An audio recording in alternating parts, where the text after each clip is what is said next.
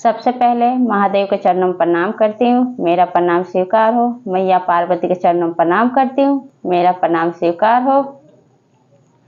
कार्तिक गणेश दोनों भैया के चरणों में प्रणाम करती हूँ, मेरा प्रणाम स्वीकार हो।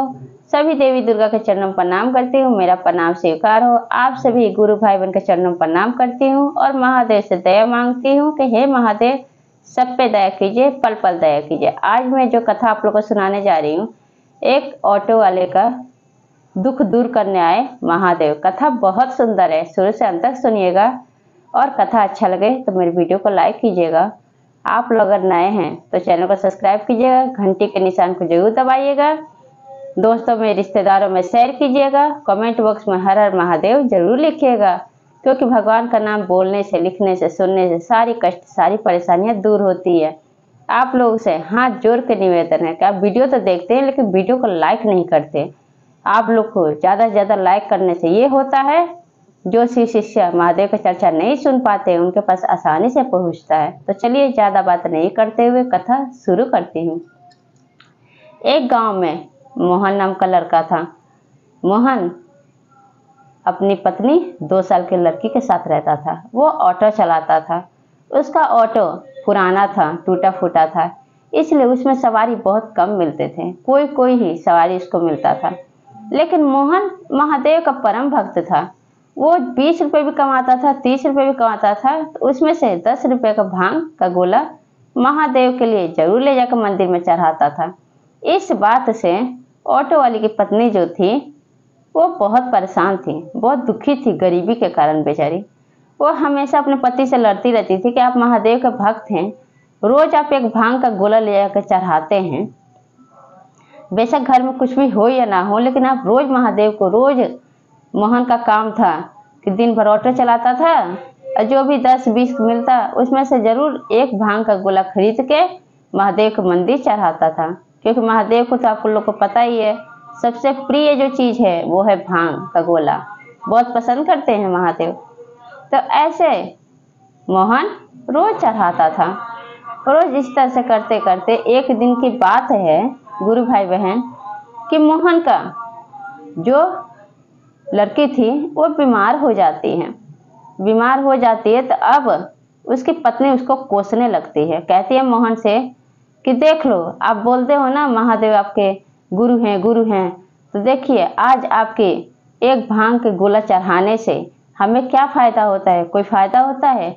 आपके वजह से हमारी लड़की की तबीयत जोर से खराब हो गया है जिसका जवाब नहीं है। अब आपको सवारी भी नहीं मिलता है कि आप उसको बिठा के ले जाए और 2 पैसे कमा सके ईमानदारी से। क्या महादेव के पास आपके लिए कुछ जगह नहीं है? दया नहीं बरसा सकते? भगवान जो भोलेनाथ 3 लोक के मालिक हैं, हमारी गरीबी नहीं दूर कर सकते? हमारी सुनते हैं? आपकी सुनते हैं? रोज आप ले जा लेकर भांग के गोला चढ़ाते हैं मंदिर में। अब ये बात सुन के मोहन फिर भी अपनी पत्नी के बात को अनदेखा कर देता है और मोहन जब घर से बाहर निकलता है तब कैलाश पर्वत पर बैठे महादेव मैया पार्वती दोनों देखते रहते हैं।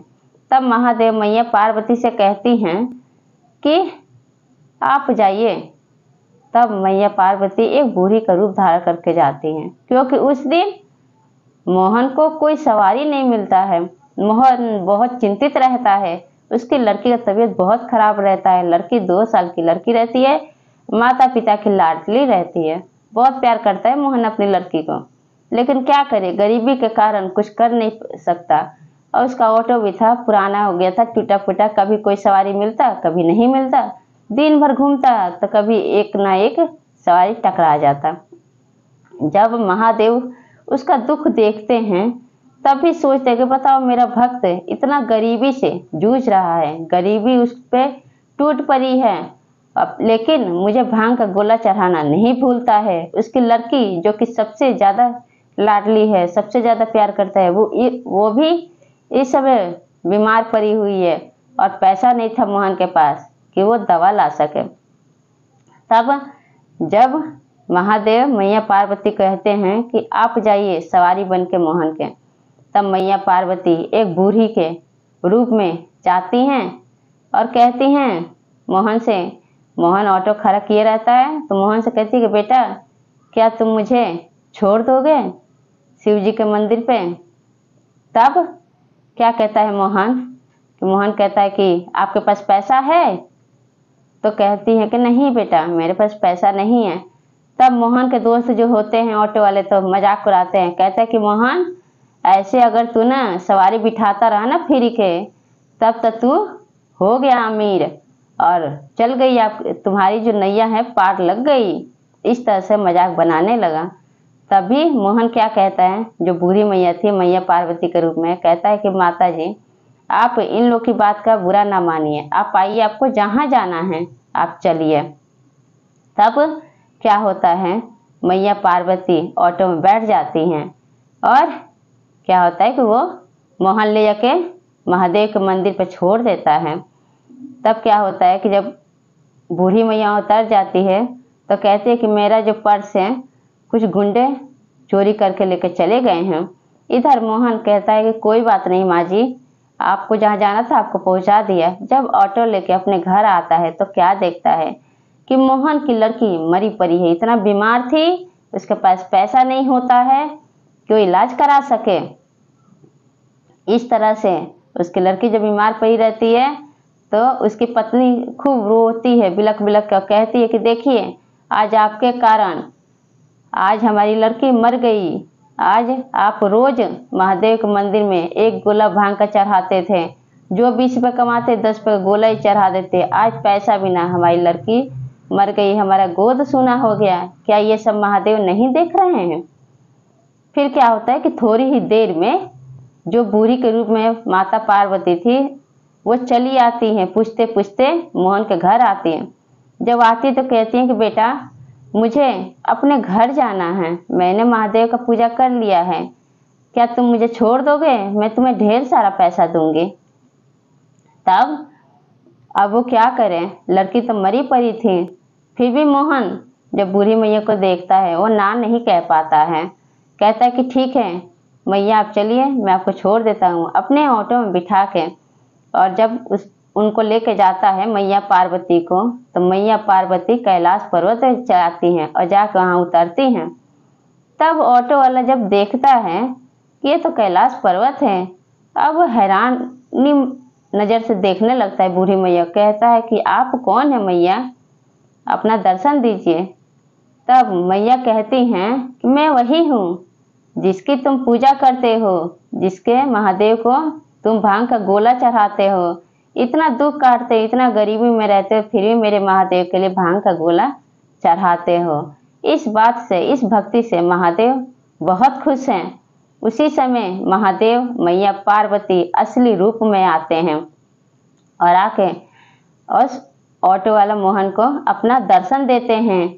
तब क्या करता है मोहन कि रोने लगता है, रो के महादेव के चरणों में गिर जाता है कि हे भोलेनाथ, आपने दर्शन तो दिया लेकिन बहुत देर से दिया आपने दर्शन, क्योंकि मेरी लड़की जो है 2 साल की वो मरी पड़ी है, मेरा जाना बहुत ज़रूरी है। तब क्या कहते हैं महादेव कि मोहन, तुम परेशान मत हो, तुम मेरे भक्त हो, तुमने इतना गरीबी का दिन काटा, इतना दुख काटा है, फिर भी तुमने भांग का गोला चढ़ाना नहीं भूला। इसलिए क्या करते हैं कि जैसे हाथ अपना जमीन पर फेरते हैं, तुरंत जमीन से उसकी लड़की को उठा के उसके गोद में डाल देते हैं मोहन के। जब मोहन लेता है गोद में मरी हुई लड़की को, जिंदा देखता है, लड़की खिलखिला खिलखिला हंस रही है और खेल रही है मोहन के गोद में। अब तो मोहन का खुशी का ठिकाना नहीं रहता है। अब महादेव को और भी नमन करने लगता है कि हे महादेव, आपका लीला अपरंपार है। मैया पार्वती, आप मेरे ऑटो में बैठी, हमारा तो भाग्य चमक गया। तब क्या कहते हैं महादेव, महादेव अपनी दया से जो उसका पुराना टूटा फूटा ऑटो था उसको नया कर देते हैं, एक गजब का निराला हो जाता है ऑटो। और फिर कहते हैं महादेव, अब तुम जाओ, अब आज से तुम्हारी गरीबी दूर हो जाएगी। और मोहन अपनी लड़की को लेके चला आता है अपने घर। क्या देखता है, जब उतरता है ऑटो से तो देखता है कि ऑटो में पीछे सीट पे एक बड़ा सा घड़ा रखा है जिसमें सोना का सिक्का भरा हुआ है। अब उनको समझते हैं, मोहन को देर नहीं लगता, ये सब महादेव का लीला है। महादेव 3 लोक के मालिक हैं। वो चाहे तो मिनट का काम सेकंड में करते हैं, सेकंड का काम पल भर में कर देते हैं। उनको कोई समझ नहीं पाया है, इतना महादेव दयालु हैं। फिर वो घर के अंदर आता है तो क्या देखता है कि जो झोपड़ी था वो महल बन गया है। अपनी पत्नी के हाथ में देता है, सारी गरीबी उसको दूर हो जाती है। पत्नी खुश हो जाती है, अपने पति से क्षमा मांगती है कि आप मुझे माफ़ कर दीजिए, आपके भोलेनाथ को मैं समझ नहीं पाई। और जो मोहन की पत्नी थी वो भी शिव शिष्या बन जाती है। और जितने भी सवारी होते हैं सब मोहन के ऑटो में ही बैठ कर सवारी करते थे, क्योंकि महादेव ने एक नया ऑटो दिए थे मोहन को। गजब का निराला, इतना सुंदर ऑटो, वैसा ऑटो वहाँ पे दूर दूर तक किसी के पास नहीं था, किसी ऑटो वाले के पास नहीं था। तो इस तरह से महादेव ने मोहन के गरीबी दूर किए और उसकी मरी हुई लड़की पे दया बरसाए। तो जिस तरह से महादेव मोहन पे दया बरसाए, उस तरह से मैं सभी गुरु भाई बहन के लिए यही कहूँगी कि हे महादेव, हम सब पे, सारे गुरु भाई बहन के पे ऐसे दया बरसाइए, सबका गरीबी सबका दुख दूर कीजिए हे महादेव। अगर आप लोगों को ये कथा अच्छा लगे तो कमेंट बॉक्स में जरूर बताइएगा और सब बोलिए हर हर महादेव, माता पार्वती के जय।